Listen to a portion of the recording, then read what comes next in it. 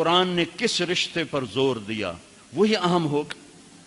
کسی رشتے کو اپنی نشانی نہیں بتایا, کسی رشتے کو اپنی نشانی نہیں بتایا. میں نے ماں باپ دیے میری بہت بڑی نشانی, میں نے اولاد دی میری بہت بڑی نشانی.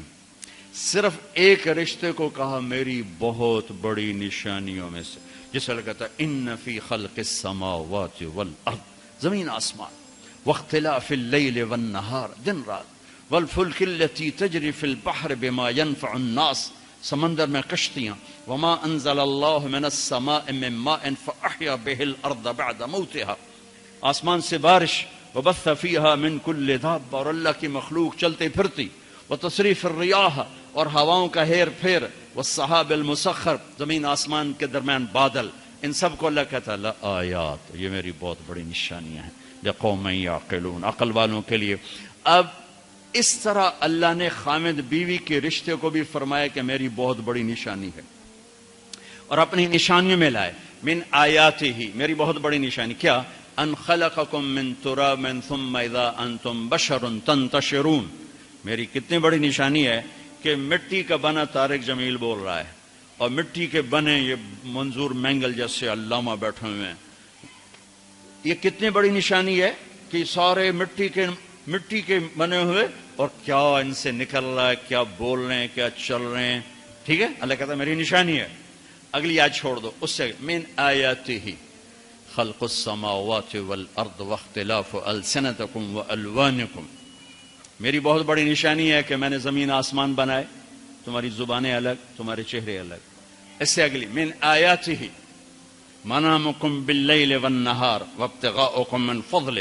میری بہت بڑی نشانی, سلا دیتا ہوں, اٹھا دیتا ہوں, رزق کو زمین میں ڈال دیا, تم نکالتے پھرتے ہو. من آیاتہ یریکم البرق خوفا وطمعا. میری بہت بڑی نشانی بادل, بجلی, بارش, گرج, چمک, کڑک. اجتماع میں کتنی بارش ہوئی, سب بھیگے پڑے تھے بیچارے. من آیاتہ ان تقوم السماء والارض بامرہ. میری کتنی بڑی نشانی ہے کہ زمین آسمان کھڑے ہوئے ہیں, قائم ہیں. ٹھیک ہو گیا. میں نے ایک آیت چھوڑ دی تھی. جب میں نے کہا مٹی سے انسان نشانی, میرے دماغ نے کہا وقع. جب میں نے کہا زمین آسمان میرے رب کی نشانی, میرے دل نے کہا بالکل صحیح. جب میں نے کہا سونا اٹھنا, رزق کی تلاش میرے اللہ کی نشانی, میرے دل نے کہا بالکل صحیح. جب میں نے کہا آسمان سے بارش, بجلی, گرج, چمک میرے رب کی نشانی, ہاں بہت بڑی نشانی. زمین آسمان قائم ہے میرے رب کی نشانی, ہاں بہت بڑی نشانی. اب میں وہ آیت پڑھنے لگا جو میں نے چھوڑ دی, جس کو نہ میرا کبھی دل مانا نہ کبھی دماغ مانا, کہ اچھا یہ بھی اللہ کی نشانی ہے. یہ بھی کیا ہے, من آیاتہ ان خلق لکم من انفسکم ازواجا لتسکنوا الیہا وجعل بینکم مودۃ ورحمہ ان فی ذلک لآیات لقوم یتفکرون. میری بہت بڑی نشانی کہ میں نے خامد اور بیوی کا رشتہ بنایا, اور اس میں 3 چیزیں ڈالی, سکون ڈالا, محبت ڈالی, ہمدردی کو ڈالا. اولاد سے گھر بھرا ہو, بیوی نہ ہو تو کہتا گھر ہی ویلا پہ, گھر ہی ویلا پہ. پوتے پوتیاں ہوں, خامد نہ ہو تو بیوی کہتی گھر ہی سونا ہے, گھر ہی سونا ہے. لتسکنوا الیہا. ایک لفظ ہے للعالمین, ایک ہے یتفکرون, ایک ہے یسمعون, ایک ہے یعقلون. یتفکرون کا لفظ اللہ یہاں لائے, ان فی ذلک لآیات لقوم یتفکرون. سب سے طاقتور لفظ اس رشتے کے ساتھ جوڑا. خلق السماوات للعالمین, منامکم باللیل والنہار یسمعون, یریکم البرق خوفا وطمعا یعقلون, یعقلون, یسمعون, للعالمین. اور سب سے طاقتور لفظ لائے اس جگہ جہاں فکر لگے گا تو پتہ چلے گا یہ رشتہ بہت بڑا رشتہ ہو, یہ اللہ کی نشانی ہے, ورنہ کم فکر والے کو نہیں پتہ چلے گا. کتنا یہ رشتہ ذلیل ہو چکا ہے, کتنی بیویاں روزانہ مار کھاتی ہیں, کتنی بیویوں کو مارا جاتا ہے, گالیاں دی جاتی ہیں, ان کے ماں باپ کو گالیاں دی جاتی ہیں, ان کے بہن بھائیوں کو گالیاں. ساس سسر کتنی ننگی تلوار ہیں.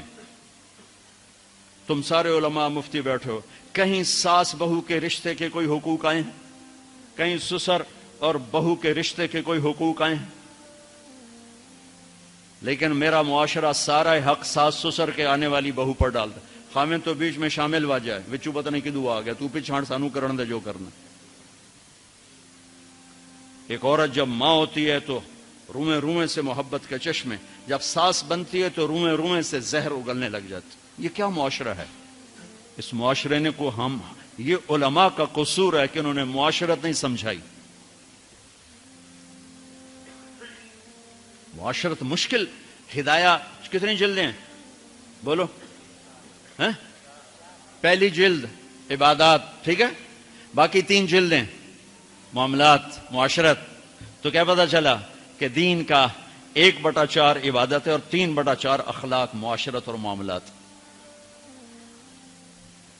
خود تمہاری سب سے بڑی کتاب فقہ تمہیں بتا رہی ہے. تو اللہ نے یتفکرون کا لفظ وہاں استعمال کیا جہاں واقعی فکر کرے گا تو سمجھ میں آئے گا، ورنہ نہیں سمجھ میں آئے گا. اچھا، ایک اس رشتے کی اہمیت اس وجہ سے سینکڑوں آیات ہیں، ایک اس کی کمزوری اس وجہ سے، اس کو بچانے کے لیے.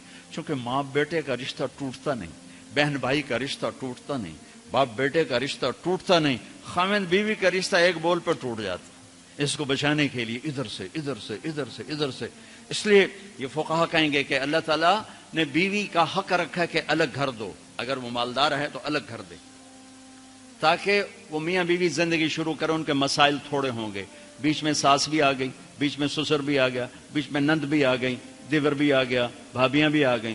وہ دیکھتی ویسی چٹنی بن گئی پہلے دن. اور چند دن پہلے ہمارا ایک ساتھی ہم بتا رہا تھا جی کہ وہ صاحب جب بیوی کو مارتے تھے نا تو ساتھ ان کے ابا بھی آ جاتے، ان کی اماں بھی آ جاتی، ان کی بہن، ان کے بھائی، سارے مل کر بیوی کی پٹائی کرتے تھے. اور بڑا دیندار گھرانہ کہلاتا تھا وہ علاقے کا.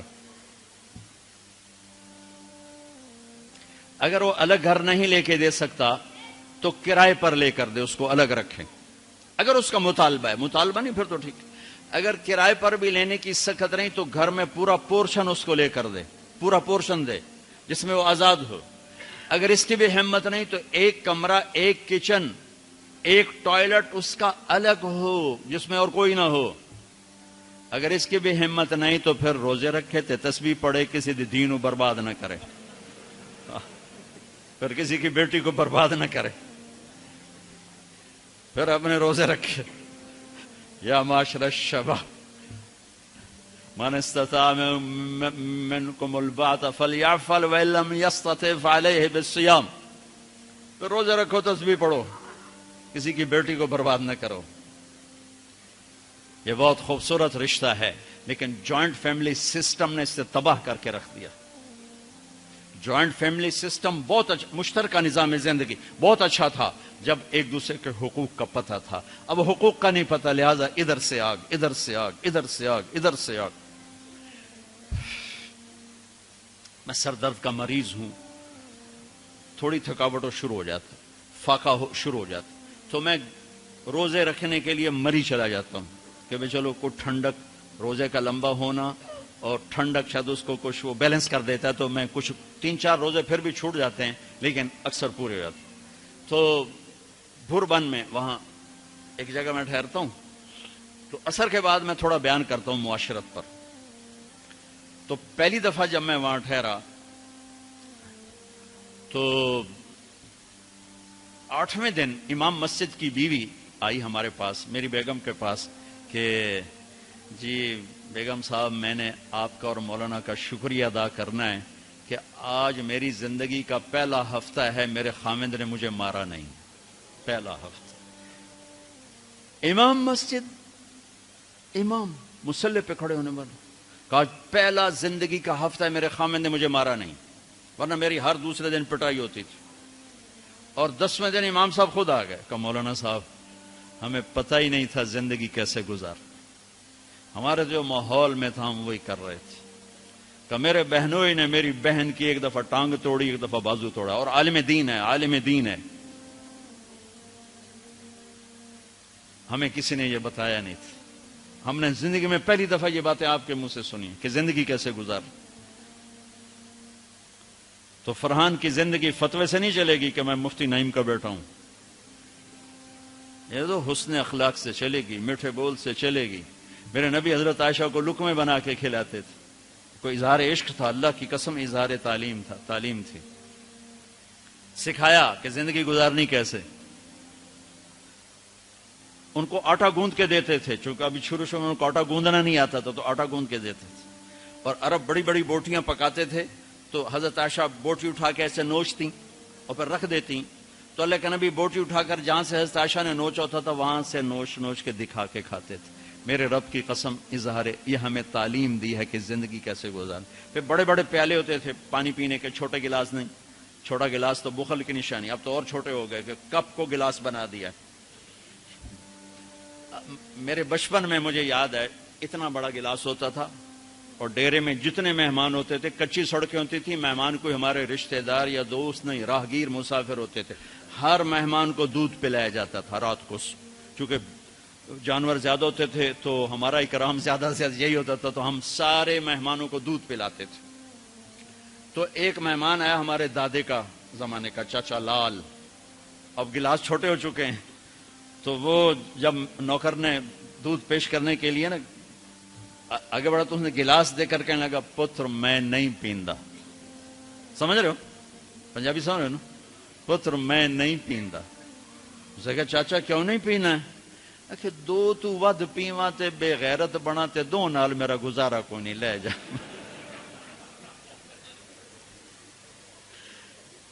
تو بخل کا زمانہ آ گیا، چھوٹی چھوٹی گلاسیں آ گئی.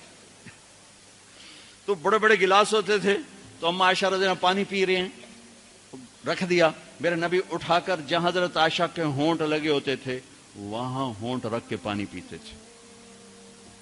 صرف تعلیم. جس ہستی نے اللہ کو آنکھوں سے دیکھ لیا ہو اس کو کسی چیز کی رغبت ہو سکتی؟